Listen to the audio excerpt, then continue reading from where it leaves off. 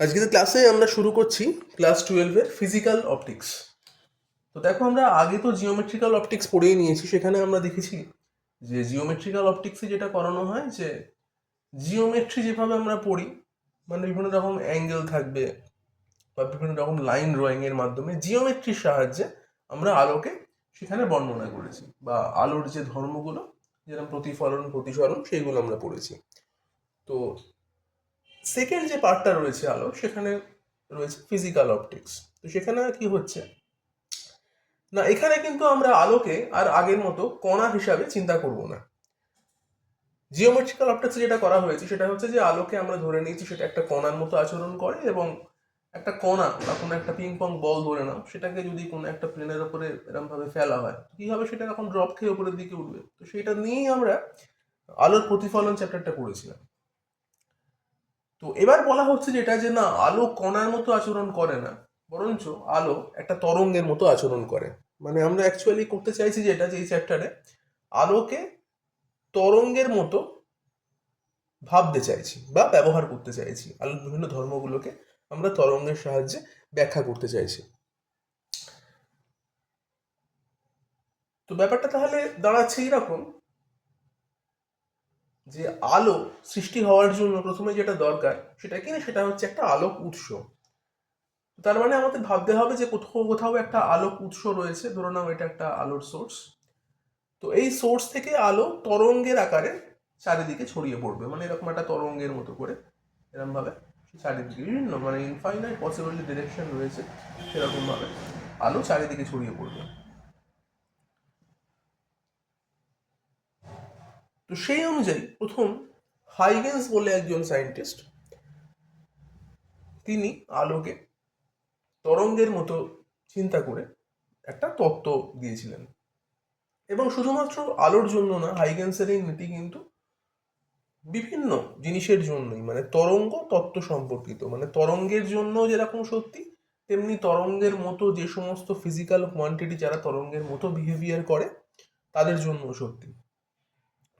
তো সেরকম তত্ত্ব দিয়েছিলেন। তো সেখানে তিনি বলছেন যেটা, যে সমসত্ব মাধ্যমে কোনো আলোক উৎস থেকে আলোক তরঙ্গ সমবেগে চারিদিকে ছড়িয়ে পড়ে।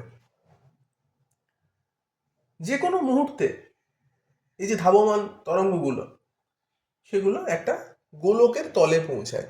খুব ইন্টারেস্টিং পয়েন্ট, যেটা মানে মনে রাখবে সেটা হচ্ছে যে যে কোনো মুহূর্তে মানে হচ্ছে পরে টাইম ইনস্ট্যান্ট, কোনো একটা পার্টিকুলার মোমেন্ট, মানে এই যে উৎস সেখান থেকে তরঙ্গগুলো বেরিয়ে গেল, এরপরে যে কোনো একটা মুহূর্ত, মানে সেটা 1 সেকেন্ড হতে পারে, 2 সেকেন্ড হতে পারে, 5 সেকেন্ড হতে পারে, যে কোনো সেকেন্ডে, এমন না যে ওই 5 সেকেন্ড পরেই হতে হবে, সেটা 1 সেকেন্ডও হতে পারে বা হাফ সেকেন্ডও হতে পারে। তো যে কোনো মুহূর্তে এই যে তরঙ্গগুলো চারিদিকে ছড়িয়ে পড়লো, আমি ধরে নিচ্ছি যে 1 সেকেন্ড পরে ওরা কোথায় গেল, ধরে নিচ্ছি 1 সেকেন্ড পরে ওরা এই জায়গায় এসছে। তাহলে এই উৎস থেকে বেরোনো আলোটা এখানে এসছে, এইখানে এসছে, এইখানে এসছে, এইখানে এসছে 1 সেকেন্ড পরে, এরকম ভাবছি আমরা। তো সেটা কি বলছে তাহলে, যে যে কোনো মুহূর্তে এই ধাবমান যে তরঙ্গগুলো, সেগুলো কি হচ্ছে না, একটা গোলকের তলে পৌঁছায়। তা গোলক মানে আমাদের একটা কাল্পনিক গোলক এখানে ভেবে নিতে হবে, যে এই একটা গোলক যদি হয়ে থাকে, তাহলে ওই তরঙ্গগুলো 1 সেকেন্ড পরে কোনো একটা গোলকের তলে গিয়ে পৌঁছালো। এবার আমি যদি 1 সেকেন্ড না ভেবে ভাবতাম যে 2 সেকেন্ড, তো কিছুই না, 2 সেকেন্ড পরে আমাকে এইখানে ভাবতে হতো এই জায়গাটা, এই জায়গাটা, এই জায়গাটা, এই জায়গাটা, সেটাও একটা গোলকই হতো। এরকম বিষয়টা আর কি, মানে আমি যে কোনো মুহূর্তেই ভাবি না কেন যে এই ধাবমান যে তরঙ্গগুলো সেগুলো কোথায় যাচ্ছে না, কোনো একটা গোলকের তলে গিয়ে পৌঁছাচ্ছে। তাহলে ওই গোলকের তলে অবস্থিত প্রতিটি বিন্দু কি হবে না, সমদশা সম্পন্ন হবে। এবার দশা ব্যাপারটা কি, সেটা তো আমরা অলরেডি ক্লাস 11-এ শিখে এসেছি। আমরা তো সিম্পল হারমোনিক মোশন পড়েছি, সরল দোলগতি। সেখানে আমাদের দশা ব্যাপারটা পড়ানো হয়েছে। দশা মানে কি না, কোনো একটা কম্পনশীল কণা, এক বা একাধিক কম্পনশীল কণা, তারা যে অবস্থায় রয়েছে তাকেই আমরা দশা বলছি। দশা, এবং তাকে আমরা দশা কোণ দিয়েও ব্যাখ্যা করতে পারি, যে যেখান থেকে শুরু হচ্ছে তার সাপেক্ষে তার এখন যে অবস্থানটা, মানে কোনো একটা টি সময় পরে কোনো একটা কণার যে অবস্থান ইনিশিয়াল, তার অবস্থানের সাপেক্ষে, তো তাকে আমরা দশা বলছি। তো এখানে বলা হচ্ছে কি না, ওই যে গোলকের তলটা যেখানে ওই তরঙ্গগুলো কোনো একটা নির্দিষ্ট সময় পরে পৌঁছচ্ছিল, তো সেখানে কি হয়েছে না, সেখানে তারা সমদশায় রয়েছে, মানে একই দশায় রয়েছে। এবার হাইগেন্স বলছে যে এই তরঙ্গ মুখে অবস্থিত প্রত্যেকটি বিন্দু এক একটি নতুন উৎস হিসাবে কাজ করে, যাকে আমরা গৌণ উৎস বলবো, কারণ এটা হচ্ছে আমাদের প্রাথমিক উৎস বা মুখ্য উৎস, তাহলে এটা হচ্ছে একটা গৌণ উৎস। এই গৌণ উৎস থেকে যে গৌণ তরঙ্গ তৈরি হবে সেগুলো আবার ওই একই বেগে চারিদিকে ছড়িয়ে পড়ে। তো হাইগেন্সের যে নীতিটা, সেখানে মেনলি আলো বা যে কোনো তরঙ্গ কিভাবে চারিদিকে ছড়িয়ে পড়ে সেই সম্বন্ধে বলা হচ্ছে। তো যদি আমরা তাহলে এটাকে তরঙ্গের সূত্র হিসেবেই মেনে নিই, তাহলে আমাদের এটা ভাবতে হবে যে যদি আলোকে আমরা এবার তরঙ্গ ভাবি, তাহলে আলো সেইভাবে ছড়িয়ে পড়বে। তাহলে হাইগেন্সের নীতি কিন্তু যে কোনো তরঙ্গের জন্য যেমন প্রযোজ্য, তেমনি আলোকে যদি আমি তরঙ্গ মনে করি তাহলে আলোর জন্য প্রযোজ্য। এই হচ্ছে বিষয়টা আর কি।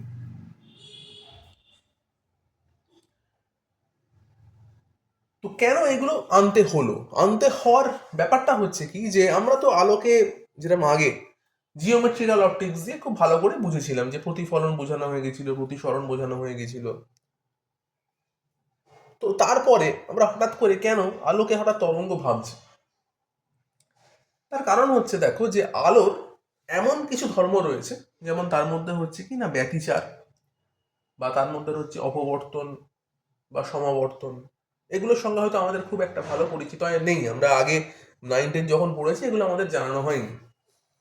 কিন্তু জানানো হয়নি বলে এগুলো নেই তা তো না, এগুলো তো রয়েছে। মানে আলোর বিভিন্ন ধর্মের মধ্যে আমরা এর পরবর্তীকালে গিয়ে শিখবো যে ব্যতিচার, অপবর্তন, সমাবর্তন এগুলো আলোর ধর্ম।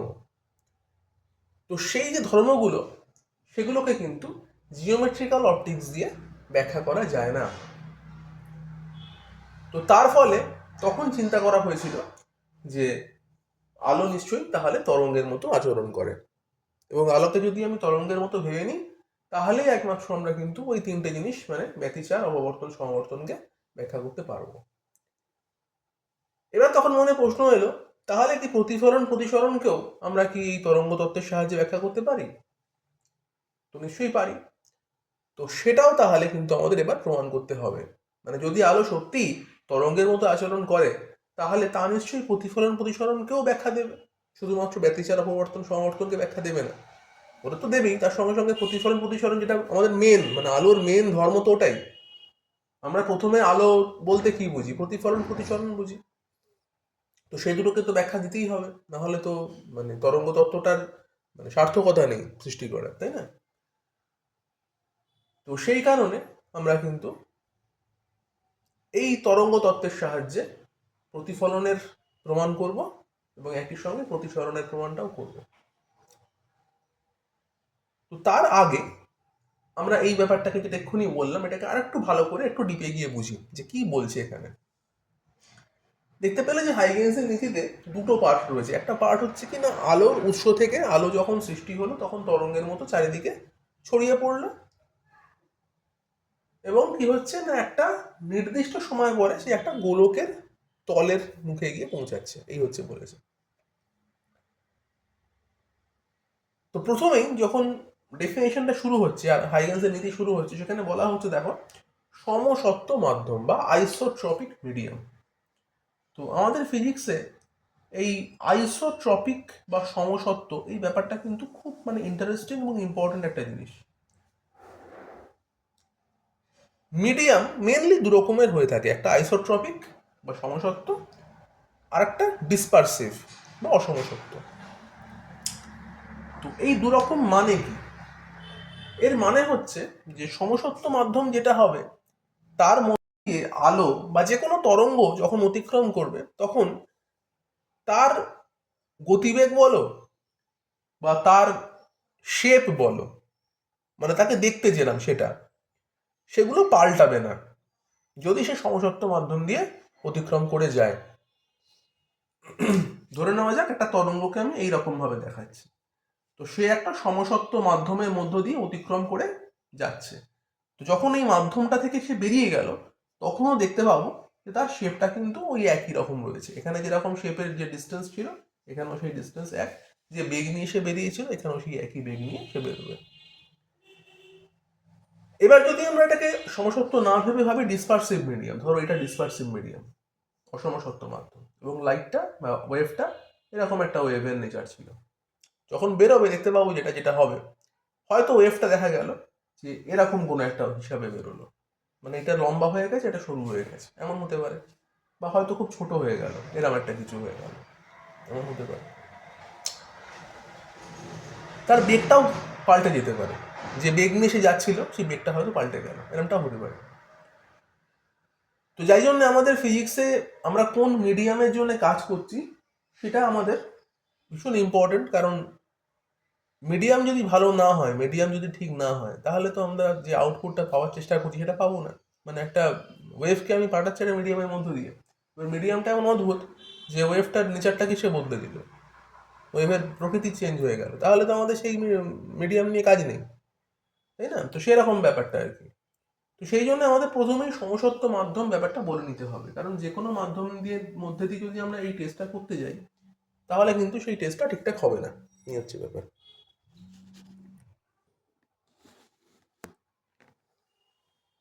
তো যেটা বলছিলাম যে তাহলে আমরা সমসত্ব মাধ্যম বিষয়টা বুঝলাম। এবার তাহলে এর সঙ্গে আরেকটা টার্ম আমরা বুঝবো, সেটা হচ্ছে তরঙ্গ মুখ। সেটা কি জিনিস? মানে মেনলি এই সংজ্ঞার মধ্যে দুটো ইম্পর্টেন্ট জিনিস হচ্ছে, সেটা একটা যেমন ছিল সমসত্ব মাধ্যম, আর একটা হচ্ছে তরঙ্গ মুখ। সেটা কি জিনিস? তো দেখো, তরঙ্গ মুখের মানে এটা বুঝবো যে আমরা একটু আগেই দেখছিলাম যে সমদশা, এই ব্যাপারটা নিয়ে ওরা আলোচনা করছিল, মানে হাইগেনস ইনফিনিটিতে এই সমদশা ব্যাপারটা নিয়ে আলোচনা হচ্ছিল। তো তরঙ্গ মুখ মানে হচ্ছে সমদশা সম্পন্ন যে কণা, তাদের সঞ্চার পথকে আমরা তরঙ্গমুখ বলতে পারি। তো এই ডেফিনেশনটা লিখে রাখতে পারো, যে তরঙ্গমুখের যদি সংজ্ঞা লিখতে দেয় বলতে পারবে locus of same phase points, this is called তরঙ্গমুখ, বা ইংলিশে বলে ওয়েভ ফ্রন্ট। মানে সমদশা সম্পন্ন কণাগুলির সঞ্চার পথকে, মানে কি না, কোনো একটা জায়গায় ধরো এরকম একটা লাইন আমরা ড্র করেছি, এবার এই লাইনের যে প্রত্যেকটা বিন্দু, সেখানে যে সমস্ত কণা অবস্থান করছে, সেই কণাগুলো যদি একই দশায় থাকে, একই দশায় থাকে আমরা কি করে বুঝবো? সেটা বোঝার উপায় হচ্ছে যে কোনো একটা, এই যে কণাগুলো, সেগুলোর তো একটা সোর্স থাকবে, কোনো একটা জায়গা থেকে তৈরি হবে তারা। ধরে নাও কোনো একটা জায়গা সোর্স, সেখান থেকে সৃষ্টি হয়ে তারা যদি একই টাইমে এরকম জায়গাতে এসে পৌঁছয়, তখন তাদের আমরা বলি এরা সমদশায় আছে। আর একটু ভালো করে বলতে গেলে বলতে হয় যে চিন্তা করে নাও যে ধরো আমরা একটা ওয়েভ আঁকলাম, এরকম একটা তরঙ্গ এঁকেছি, আর একটু বড় করেই আঁকি তরঙ্গটাকে, এরকম ধরো একটা তরঙ্গ আমরা এঁকেছি, বা নিচে এরকম ভাবে আবার এলো, এই আর কি। তো এখানে এই তরঙ্গের মধ্যে সমদশা বিশিষ্ট পয়েন্টগুলো কোনগুলো? না, এই পয়েন্টটা, এই পয়েন্টটা, বা এই পয়েন্টটা, এই পয়েন্টটা, বা এই পয়েন্টটা, এই পয়েন্টটা, এগুলোকে আমরা বলি সমদশা বিশিষ্ট বিন্দু। কি করে বলছি? না দেখো, এইখানে একটা কণার যে অবস্থা, এ কি করতে চাইছে না, এ উপরের দিকে উঠতে চাইছে, তেমনি এও তাই, এও উপরের দিকেই উঠতে চাইছে। মানে একই রকম অবস্থা সম্পন্ন কণা, এ উপরে উঠে বসে আছে, এ উপরে উঠে বসে আছে, এ নিচে গিয়ে বসে আছে, এ নিচে গিয়ে বসে আছে, বা এ নিচের দিকে নামতে চাইছে, এ নিচের দিকে নামতে চাইছে। মানে এরা হচ্ছে সমদশা বিশিষ্ট, মানে এটার সঙ্গে এটা, এটার সঙ্গে এটা, এটার সঙ্গে এটা, এটার সঙ্গে এটা। তোমার মনে হতে পারে যে স্যার এটার সঙ্গে এটা নয় কেন? নিশ্চয়ই বুঝতে পেরে গেছো এতক্ষণে যে এ তো উপর দিকে যাচ্ছে আর এ তো নিচের দিকে নামছে, তাহলে কি করে সমদশা হবে? এদেরকে আমরা বলবো বিপরীত দশা, মানে আউট অফ ফেজ। তাহলে অ্যাঙ্গেল কত? সমদশা মানে হচ্ছে অ্যাঙ্গেল 0 ডিগ্রি, বিপরীত দশা মানে হচ্ছে অ্যাঙ্গেল 180 ডিগ্রি। কারণ এ উপরে যাচ্ছে, নিচে নামছে, দিকটা উল্টো, 180 অ্যাঙ্গেল হবে। আশা করি জানো এটা, আমি আরেকবার মনে করিয়ে দিলাম। তো সমদশা বিশিষ্ট কণাগুলোর সঞ্চার পথকে আমরা বলবো কি? তরঙ্গ মুখ বলবো। এবার তরঙ্গমুখ ক রকমের হতে পারে সেটা একটু বলি। তরঙ্গমুখ মেনলি দেখা যায় 3 রকমের হয়ে থাকে। সেটা ডিপেন্ড করে সোর্সের উপরে, যে উৎসটা কেমন। যদি সোর্সটা একটা বিন্দু উৎস হয়, বিন্দু উৎস মানে এরকম একটা বিন্দু উৎস, তাহলে আমাদের তরঙ্গমুখ যেটা হবে সেটা হবে গোলক আকার, এরকম গোল গোল করে তরঙ্গমুখ তৈরি হবে, গোলক আকার, নট গোলাকার। ওকে, গোলক আকার, কারণ আমরা 3D তে পড়াশোনা করছি। সেকেন্ড, যদি আমাদের বিন্দু উৎসটা মানে উৎসটা বিন্দু উৎস না হয়ে একটা টিউবলাইটের মতো দেখতে উৎস হয়, মানে চোঙের মতো উৎস যদি হয়, তাহলে চোঙাকার হবে তরঙ্গমুখ, মানে এরকম একটা টিউবলাইটের মতো উৎস ধরো, এটা একটা উৎস সোর্স। তাহলে তরঙ্গমুখ যেটা হবে সেটাও এরকম চোঙের মতোই তরঙ্গমুখ তৈরি করবে। তাহলে দু রকম পেলাম আপাতত, গোলকাকার আর চোঙাকার।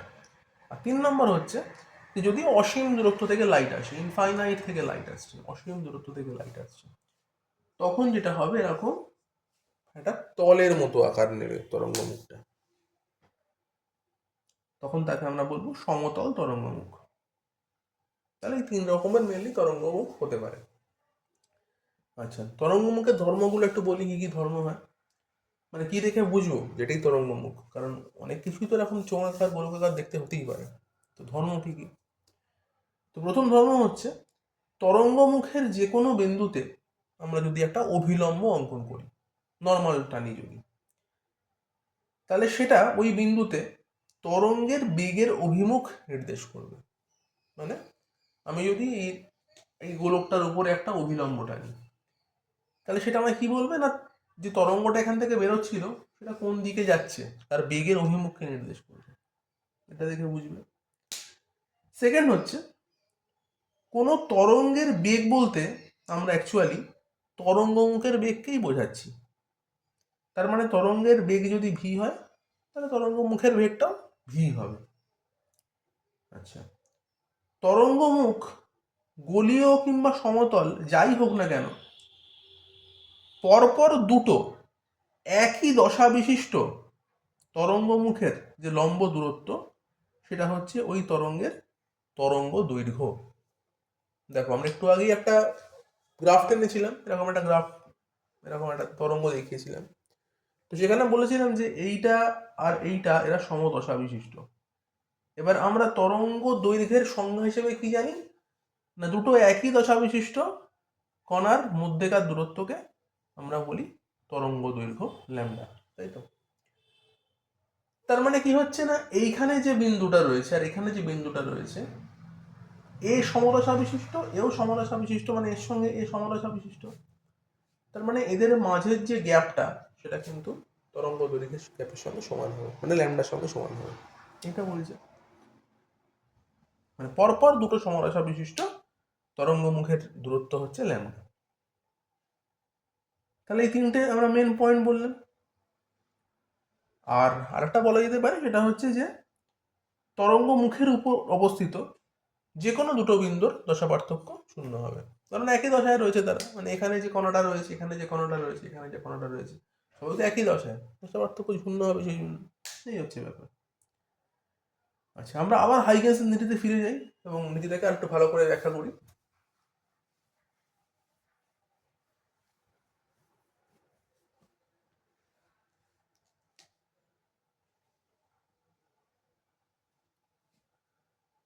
কথাটা কিন্তু হাইগেন্স, HUYGENS, হাইগেন্স প্রিন্সিপাল।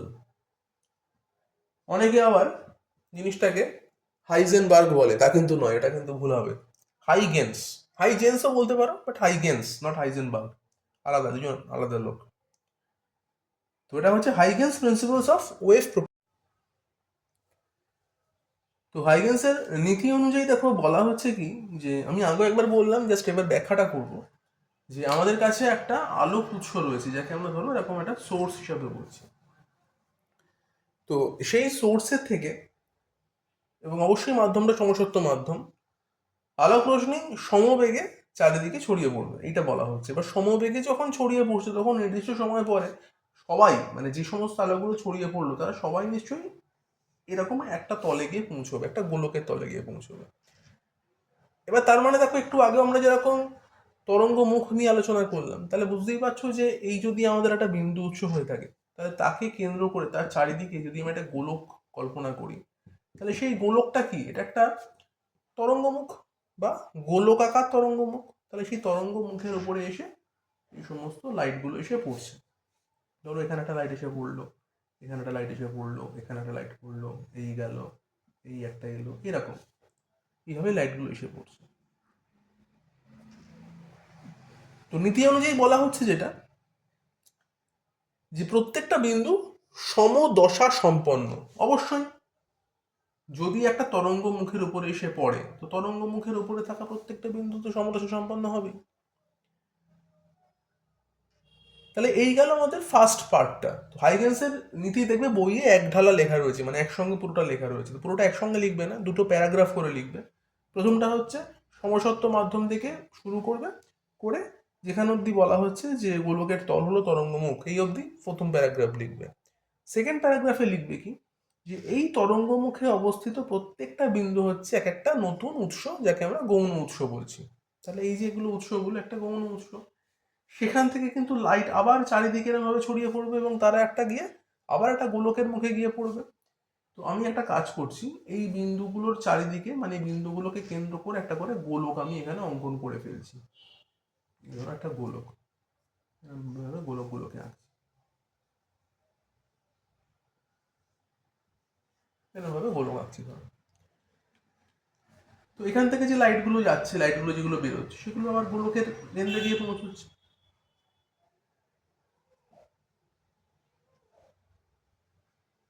এইভাবে গোলকের মুখে গিয়ে পৌঁছচ্ছে। তাহলে এই যে গোলকগুলো তৈরি হলো, এই গোলকগুলোকে যদি আমি আবার একটা লাইন দিয়ে ভাবে জয়েন করি, তাহলে এগুলো কিন্তু একটা কিন্তু সেকেন্ডারি ওয়েভলেটস, মানে গৌণ তরঙ্গমুখ। যদি আমার এই প্রথমটা প্রাথমিক তরঙ্গমুখ হয়ে থাকে, তাহলে পরেরটা গৌণ তরঙ্গমুখ, ধরো নাম দিচ্ছে একে এবি। তাহলে এবি যদি প্রাথমিক তরঙ্গমুখ হয়ে থাকে, তাহলে এটাকে যদি আমরা A1B1 নাম দিই, তাহলে সেটা একটা গৌণ তরঙ্গমুখ হবে। একই রকম ভাবে দেখো পিছনের দিকেও একটা তরঙ্গমুখ কিন্তু তৈরি হচ্ছে, এরকম একটা পিছনের দিকে তরঙ্গমুখ তৈরি হচ্ছে। কিন্তু হাইগেন্সের নীতিতে এই পিছনের দিকে, মানে পশ্চাৎবর্তী তরঙ্গমুখ যেটা, তার কিন্তু কোনো রকম ব্যাখ্যা দেওয়া নেই। তো এটা একটা হাইগেন্সের নীতির ব্যর্থতা বা ত্রুটি বলতে পারো। পরীক্ষার সময় প্রশ্ন আসে এক নম্বরে, যে হাইগেন্সের নীতির ত্রুটি বলো। ত্রুটিটা এটাই, সেটা হচ্ছে যে এরকম ব্যাকওয়ার্ড, মানে পশ্চাৎবর্তী তরঙ্গমুখের কোনো ব্যাখ্যা কিন্তু হাইগেন্স দিয়ে যায়নি। পরবর্তীকালে কারশফ এই জিনিসটাকে কিন্তু মানে ম্যাথামেটিক্যালি এস্টাবলিশ করেন, যে এখানেও একটা ব্যাকওয়ার্ড ওয়েভলেন্থ বা ওয়েভ ফ্রন্ট তৈরি হতে পারে। এবং এই সামনে A1B1 যেটা তৈরি হলো, সেটাকে আমরা এনভেলপও বলতে পারি, কারণ এটা দেখো এবি কে ঢেকে রেখে দিয়েছে একটা এনভেলপের মতো, সেই জন্য। তো এই হচ্ছে মেনলি বিষয়টা, হাইগেন্সের নীতি এটাই, যে এইভাবে কিন্তু তরঙ্গ তার মানে বিস্তার লাভ করে যাবে। তার মানে আবার এইটা হচ্ছে আবার এখানে আবার কিছু গৌণ উৎস তৈরি হবে, সেখান থেকে আবার লাইট চারিদিকে ছড়িয়ে পড়বে, এইরকম ভাবে লাইটের প্রোপাগেশনটা হয়, লাইট এইভাবে এগিয়ে যায়। তো এটাই মেনলি হাইগেন্সের নীতি ছিল। এবার নেক্সট যেটা হবে সেটা হচ্ছে প্রতিফলন এবং প্রতিসরণের সূত্রের প্রমাণ, সেটা আমরা পরের ক্লাসে করাবো।